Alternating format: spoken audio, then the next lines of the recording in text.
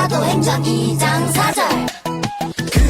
그들이 다 성령의 그들이 다 성령의 충만함을 받고 충만함을 받고 성령이 말하게 하심을 따라 성령이 말하게 하심을 따라 다른 언어들로 말하기를 시작하니라 다른 언어들로 말하기를 시작하니라. 사도행전 2장 4절.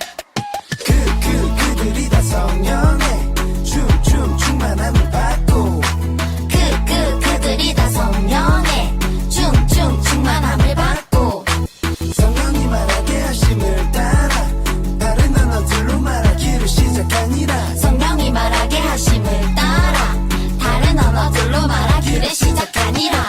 그들이 다 성령의 충만함을 받고 성령이 말하게 하심을 따라 다른 언어들로 말하기를 시작하니라 그들이 다 성령의 충만함을 받고 성령이 말하게 하심을 따라 다른 언어들로 말하기를 시작하니라.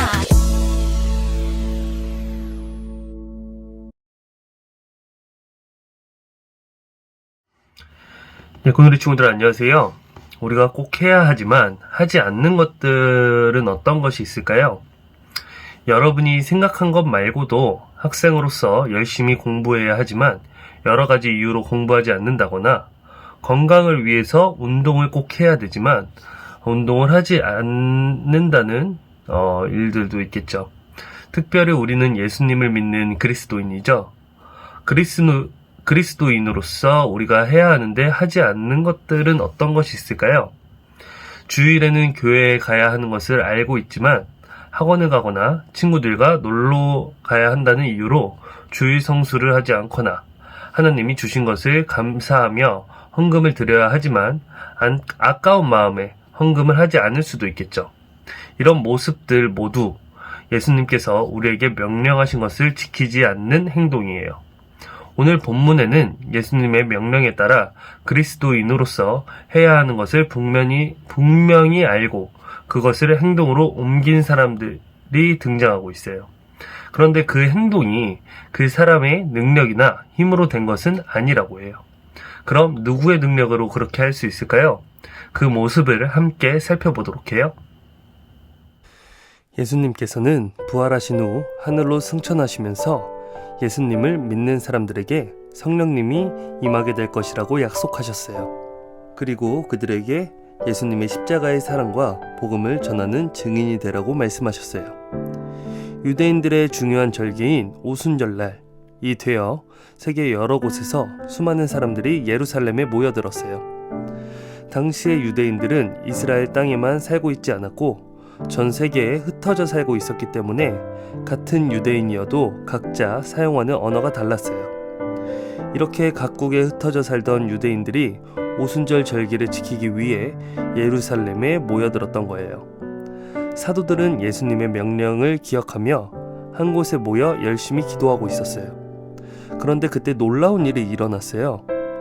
사도행전 2장 2에서 3절 말씀을 함께 볼까요? 호련히 하늘로부터 급하고 강한 바람 같은 소리가 있어 그들이 앉은 온 집에 가득하며 마치 불의 혀처럼 갈라지는 것들이 그들에게 보여 각 사람 위에 하나씩 임하여 있더니 사도들이 모여 기도할 때에 예수님께서 약속하셨던 성령님이 임하셨어요. 그리고 곧바로 성령님의 권능으로 사도들은 신기한 일을 했죠. 오늘의 말씀 챈트 말씀을 함께 읽어볼까요? 그들이 다 성령의 충만함을 받고 성령이 말하게 하심을 따라 다른 언어들로 말하기를 시작하니라. 성령이 충만히 임하자 방언의 역사가 나타났어요. 사도들은 성령의 말하게 하심을 따라 각 나라의 언어로 말하기 시작한 거예요. 사도들이 방언으로 말하는 소리를 듣고 예루살렘에 모여든 유대인들은 매우 놀랐어요. 그 이유는 사도들의 말이 각자 자신들이 살던 나라의 언어로 들렸기 때문이에요.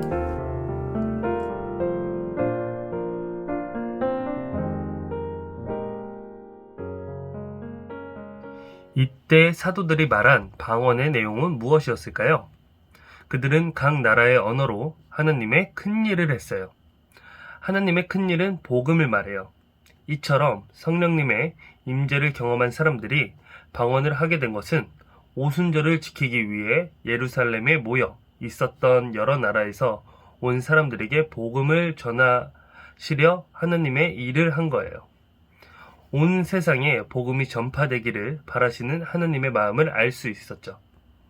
이날 이루어진 성령의 역사, 다시 말해서 방언을 통한 복음의 전파는 교회가 세워지는 원동력이 되었어요.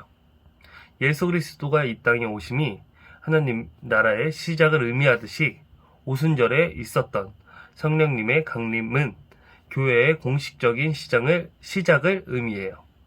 성령 강림 이후로 사도들은 성령의 권능을 받고 이에 힘입어 세계 곳곳에 복음을 전파하고 교회를 세우기 시작했어요. 그들은 예수님의 명령이 무엇인지 알았어요. 복음을 알게 된 증인으로서 복음을 전하라는 예수님의 명령을 알고 있었어요. 그래서 그들은 모여서 기도했어요. 그리고 그들이 모여 기도할 때에 성령님의 임재를 경험할 수 있었죠. 그들은 이런 성령님의 임재가 하나님의 큰 일을 위한 하나님의 역사하고 계심을 깨달았어요. 예꼬리네 친구 여러분, 그리스도인이라면 꼭 해야 하는 것 중 하나가 바로 전도, 즉 복음을 전하는 일이에요. 왜냐하면 전도는 예수님의 명령이기 때문이에요. 그러면 무엇을 전할 수 있을까요? 바로 내가 만나고 경험한 예수님이에요. 이 시간 영상을 하나 보려고 하는데요. 이 영상 속에는 예수님을 만나고 복음을 경험한 친구들의 간증이 담겨져 있어요. 그럼 함께 봐볼까요?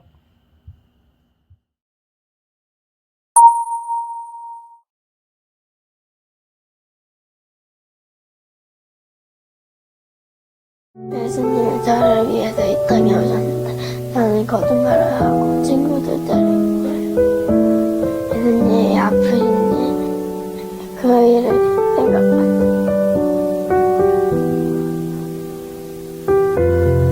예수님이 나 대신 죽어주시니까 감사하고 예전하기 전에 답답한 속에 확 풀리는 것 같아.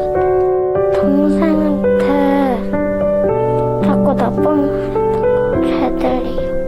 괜찮다고 해주시고 깨끗하게 치료해주시고 안아주셨으니까 사랑합니다. 감사합니다.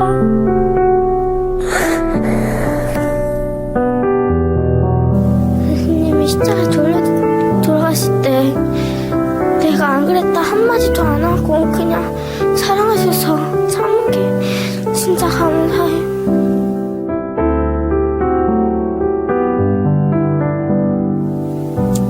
내가 정말 더러운 죄인이었는데 예수님이 그렇게 비참하게 죽으신 그 피로 깨끗하게 해주셔서 감사합니다. 예수님이 저희 위해 돌아가셨는데 저희는 그거 알고 있으면서 막 죄지으면서 살아서 너무 죄송스러워서요. 우물이에요. 소중한 우물이에요. 예수님이 없었다면 막 엄마한테 짜증내고 화내고 막 생활이 엄청 힘들었을 것 같아요. 너무 기뻐요. 감사해요. 예수님 저희 위해 돌아가주셔서 정말 감사해요. 예수님 손에 못 박히실 때 진짜 그 못을 박는 사람이 저 같아서 너무 죄송했어요. 그런데도 저를 이렇게 사랑해 주시고 우주야 우주야 이렇게 해주시는 게 너무 감사했었어요. 세상에서 다 천국이다 이렇게 말하는 거는 그냥 별거 없잖아요. 먹는 거, 게임, 막 뭐 세상에서 하는 그런 거밖에 없는데 여기에서는 뭐 별거 없는데도 예수님과 이렇게 찬양하다 보면 금방 마음이 깨끗해지고 이러는 게 진짜 이게 천국 같아요. 그냥 딱 머릿속으로 십자가를 그려요. 그러면 그냥 예수님을 보여요. 다 때린 자국이랑 멍든 자국이랑 핏자국이랑 다 몸에 다 그렇게 있으면서 예수님이 저를 위해 그렇게까지 하시니까 너무 감사했어요. 예수님이 제가 아픈 거를 다 사해주시고 제가 힘든 걸 다 위로해 주시니까 너무 감사했어요. 제가 아프고 힘들 때 위로해 주시고 친구가 없을 때 친구가 되어주시는 제게 하나님은 절대 없어서는 안 되는 소중한 보물이라는 거. 모든 생활이 다 맨날 죄를 짓는 그런 지옥 같은 생활이었을 것 같아요. 제 안에 가장 귀한 그분이 한 번이라도 더 만나고 싶어요. 하나님이 저를 구해주셨는데 저는 아무 말도 못하고 하나님에게 기도라도 해서 하나님이 제 마음을 하나님 사랑해요. 감사해요. 제 십자가에 못 박혀주셔서 감사합니다.